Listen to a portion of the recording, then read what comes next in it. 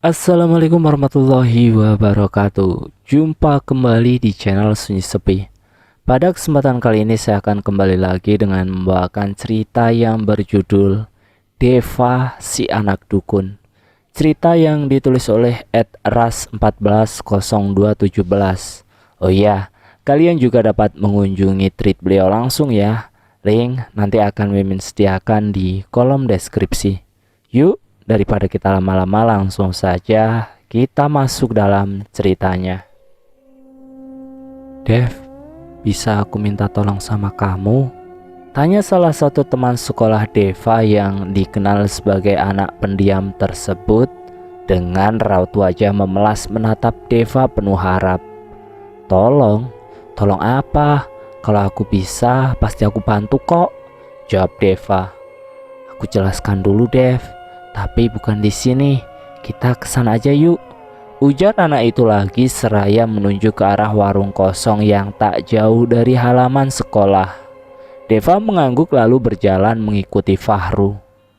Kamu paham dengan hal-hal gaib kan? Tanya Fahru. Ya gitulah, memangnya kenapa? Apa yang bisa aku bantu?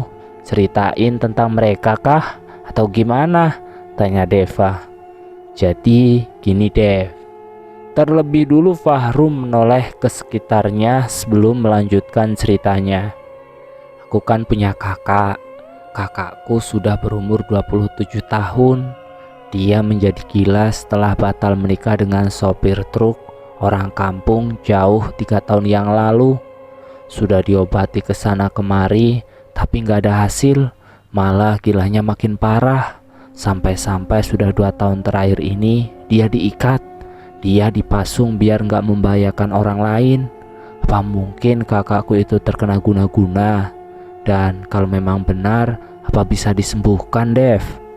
Deva menarik nafas panjangnya. Ia menatap serius kepada temannya itu. Aku harus lihat orangnya terlebih dulu, baru aku bisa memutuskan masih bisa disembuhkan atau tidak, jawab Deva kemudian. Fahru mengangguk sambil tersenyum. Mengingat kau begitu terkenal di sekolah ini dengan julukan anak dukun itu, dan juga sudah menuntaskan beberapa kasus yang rumit, aku rasa kau bisa membantu kakakku, Dev, ujar Fahru bersemangat. Sementara Deva hanya bisa tersenyum tipis. Kapan kau akan ke rumahku, Dev? Tanya Fahru. Aku belum tahu. Tapi nanti secepatnya aku akan memberitahumu. Kau simpan saja nomor HP ku ya, jawab Deva. Aku nggak punya HP, Dev, jawab Fahru dengan cepat. Deva mengangguk lalu tersenyum. Oke, gak masalah kok, ucap Deva seraya beranjak dari duduknya untuk segera kembali ke dalam kelas. Sepulang sekolah, Deva sengaja menunggu Rini di dekat jalan. Namun sudah hampir 2 jam ia menunggu di tempat itu, Rini belum juga kunjung keluar. Merasa ada sesuatu yang tak beres, Deva langsung mencari adiknya ke kelas. Tetapi kelas itu sudah kosong dan terkunci. Pak, saya mau tanya Pak, Bapak lihat adik saya? Tanya Deva kepada bapak penjaga sekolah yang memang sudah sangat akrab dengan kedua kakak beradik ini. Loh, bukannya tadi sudah pulang, Dev? Rasanya sebelum istirahat kedua tadi. Deva mengerutkan keningnya. Kok bisa saya nggak tahu, Pak? Memangnya kenapa ya? Tanya Deva lagi. Saya juga nggak tahu, nak Dev. Tadi saya juga lihatnya sepintas, kayak terburu-buru gitu jalannya. Dek, jantung Deva menjadi berdetak kencang dikarenakan rasa khawatirnya. Baik, Pak. Makasih ya Pak, saya pulang dulu, ujar Deva sebelum berlari ke arah sepedanya terparkir. Deva mengayuh sepedanya dengan terburu-buru. Nampak sekali raut wajahnya yang sangat cemas memikirkan Rini adiknya. Deva, sayup-sayup suara terdengar memanggil namanya. Deva berhenti menurunkan sebelah kakinya ke tanah. Ia melihat ke sekeliling dan mencari sumber suara yang memanggilnya tersebut. Hush. Angin dingin menyapu tubuhnya, membuat Deva seketika merinding. Triana, aku tahu itu kau. keluar, ujar Deva. Beberapa kali tubuhnya disapu angin dingin yang membuat Deva sedikit menggigil. Tiba-tiba dari arah belakangnya terdengar suara lembut menyapa Deva. Saat Deva menoleh, sesosok perempuan cantik bergaun putih indah berdiri sambil tersenyum ke arahnya. "Kau tahu di mana adikku?" tanya Deva dengan serius. Tanpa menjawab, perempuan itu berjalan meninggalkan Deva memasuki area hutan. Tanpa pikir ragu, Deva akhirnya berlari mengikuti perempuan tersebut. Tidak berapa jauh ia melihat sepatu adiknya berada di dekat sebuah pohon dan di sana juga ada sobekan baju seragam yang Deva yakini adalah milik adiknya. Deva menelan ludahnya yang tiba-tiba saja terasa keluh. "Adikku di mana, Tri? Astaga!" Belum lagi selesai pertanyaan Deva, ia sudah melihat kakek yang dulu pernah menolongnya terkapar dan tak sadarkan diri dengan penuh luka. "Kek, bangun kek," ujar Deva bergetar. "Apa yang sebenarnya terjadi, Triana? Ada apa ini? Adikku kemana?" tanya Deva beruntun. "Dev, lebih baik kau bawa dulu kakek itu, karena adikmu sudah ada di rumah." "Apa perkataanmu bisa dipercaya?" tanya Deva dengan ragu. "Selama ini," ujar perempuan itu balik bertanya. Deva menghela nafas panjang. Ia mencoba mengangkat tubuh si kakek, namun sedikit mengalami kesusahan, sehingga membuat Triana harus merasuki tubuh Deva untuk membantunya. Singkat cerita, setelah sampai di depan rumah Deva, Triana langsung keluar dari tubuh Deva sehingga Deva hampir saja ambruk jatuh ke tanah. Deva terbatuk dan memuntahkan cairan. Ia masih belum cukup kuat untuk menerima Triana masuk ke dalam tubuhnya. Tubuhnya juga terasa sangat sakit dan lelah, seolah tenaganya sudah terkuras habis. "Bunda!" teriak Deva sebelum pingsan. "Ya ampun, Deva!" teriak ibunya kaget setelah membuka pintu. Sebisa mungkin ibunya mengobati luka-luka si kakek dan berusaha menyadarkan Deva dengan posisi keduanya masih berada di luar rumah. Deva, panggil ibunya setelah Deva sudah mulai bergerak. Rini di mana bunda? Apa Rini sudah pulang?" tanya Deva pertama kali saat ia sudah sadar. "Adikmu di kamar, Dev. Memangnya apa yang sudah terjadi sama kamu, Rini dan kakek ini, Dev?" tanya ibunya. "Bantu aku mengangkat kakek ini bunda, kita bawa beliau masuk, karena semua jawaban dari pertanyaan bunda ada pada kakek ini," ujar Deva sembari bangun. "Ayo, setelah itu kamu telepon ayahmu agar setidaknya bisa membawa kakek ini ke rumah sakit, Dev." Meski sudah dikompres dan luka-lukanya sudah dibersihkan juga diobati, tapi si kakek masih belum sadarkan diri. Deva mengetuk pintu kamar Rini.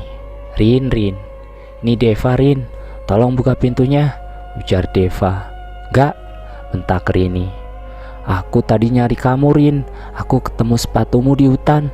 Apa yang sebenarnya terjadi, Rin?" ujar Deva sedikit menekan nada bicaranya. Terdengar isak tangis dari dalam kamar dan hal itu membuat Deva semakin bertambah khawatir. "Rin, kalau kamu gak buka pintu ini sekarang, maka akan kubuka paksa," ujar Deva lagi sembari memutar-mutar gagang pintu tersebut.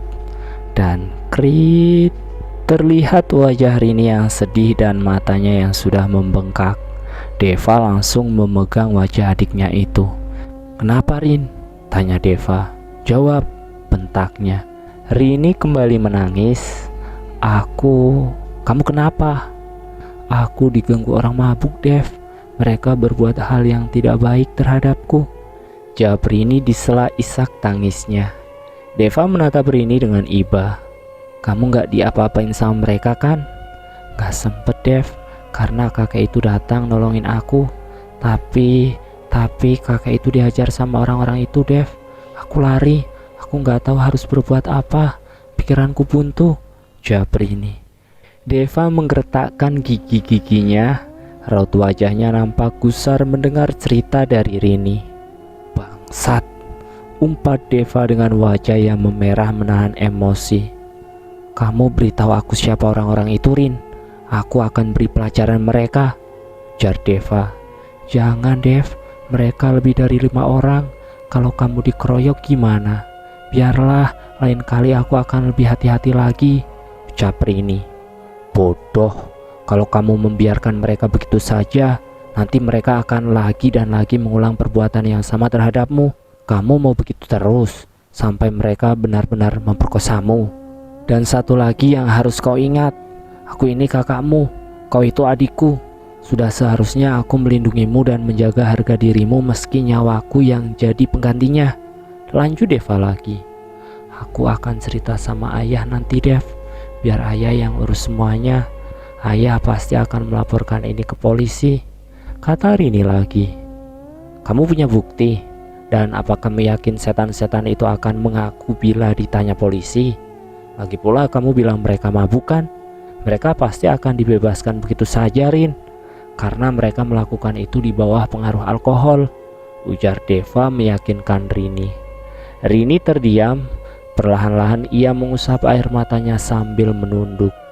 "Percaya aku, Rin, aku gak akan bisa maafin diri aku sendiri kalau sampai terjadi sesuatu sama kamu ataupun Fanny. Karena kalian berdua itu adik-adikku. Aku sayang kalian berdua. Aku gak akan membiarkan sesuatu yang buruk terjadi sama kalian," ucap Deva sembari mengusap pelan kepala adiknya itu. Rini menatap sang kakak. "Salah satu dari mereka adalah orang yang sering duduk di pos kosong itu, Dev. Yang sering liatin kita itu." Deva mengalihkan pandangannya menuju jendela.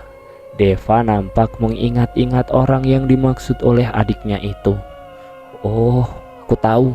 Oke, kamu tunggu di sini, Rin," ujar Deva sebelum berjalan keluar kamar. "Dev," panggil Rini. Di luar, melihat Deva yang tergesa-gesa mengenakan sepatu, ibunya merasa heran. "Mau kemana kamu, Dev?" tanya ibunya. "Aku ada urusan sedikit, Bun. Aku pamit ya," jawab Deva. "Ayahmu sudah ditelepon?" tanya ibunya. "Belum, Bun. Aku lupa. Bunda aja yang telepon ayah. Aku harus cepat-cepat pergi nih." "Anak ini," gumam ibunya sambil menggeleng-gelengkan kepalanya. Deva berjalan ke arah di mana sepeda motor ayahnya terparkir. Dengan kunci yang ia dapat di laci TV tadi, Deva langsung menghidupkan motor ayahnya itu. Dengan cepat Deva sudah melesat pergi meninggalkan halaman menuju ke arah pos yang sering digunakan pemuda-pemuda untuk bersantai. "Sial, mereka nggak ada di sini," umpat Deva dengan kesal. "Mereka tahu salah, Dev, dan mereka tidak akan berani datang ke sini. Tapi nanti setelah beberapa hari, mereka juga akan muncul dengan sendirinya kok, karena menganggap adikmu sudah melupakan ulah mereka," ucap Triana yang sudah berada di boncengan Deva. "Ah, kau ini mengagetkan aku saja," ujar Deva agak kesal dengan kemunculan Triana. "Kau tahu pikiranku lagi kacau begini, kau malah ngagetin. Emosi aku, Tri. Lain kali kalau kau mau menampakkan diri, jangan seenaknya gini. Setidaknya ucapkan permisi dulu atau say hello." Namun saat Deva menoleh ke belakang, Triana sudah tak ada di boncengan. Lalu muncul di seberang jalan dengan senyum manisnya dan melambaikan tangan ke arah Deva. "Halo," sapanya. Telat. Deva mengendarai motor ayahnya tersebut sampai ke ujung desa. Dan yang dikatakan oleh Triana sepertinya memang benar. Karena sampai sejauh itu Deva belum bertemu dengan orang yang dimaksud oleh adiknya. Deva memutar arah untuk pulang ke rumahnya lagi. Setibanya Deva di rumah, Deva memarkirkan motornya di halaman lalu berjalan menuju pintu. Tapi pintu terkunci rapat dari dalam. "Rin, ini aku, Dev. Tolong buka pintunya. Aku haus," teriak Deva. Namun sepertinya rumah itu kosong, tak ada orang sama sekali. "Triana," panggil Deva sebelum duduk di terasnya. Kri, pintu terbuka. Sesosok perempuan cantik dengan gaun putih yang indah berdiri di sana. "Halo, Dev," sapanya. Dengan tatapan tajam Deva menatap perempuan itu sebelum akhirnya ia masuk ke dalam rumah. "Rin," panggil Deva. "Sepertinya hanya ada aku dan kamu di dalam rumah ini, Dev," ucap Triana. "Orang-orang rumah kemana?" tanya Deva. "Entahlah, tapi kurasa mereka pergi bersama ayahmu," jawab Triana sembari duduk di kursi santai milik ayah Deva. "Loh, Dev, kok kamu bisa ada di dalam?" tanya ibunya sedikit agak bingung. Deva mengucek-ucek matanya yang masih terasa kelat. "Kakek itu gimana, Bun?" ujar Deva balik bertanya. "Beliau mengalami luka yang serius, Dev. Masih belum sadarkan diri. Bunda sangat berharap kalau kakek itu bisa melewati masa-masa kritisnya. Beliau orang baik, Dev. Entah siapa yang tega melakukan perbuatan sekeji itu pada beliau. Ayahmu juga sudah melaporkan kejadian ini pada pihak yang berwajib. Semoga saja bisa diusut sampai tuntas dan pelaku kekerasan itu bisa dipenjarakan," jawab ibunya seraya duduk.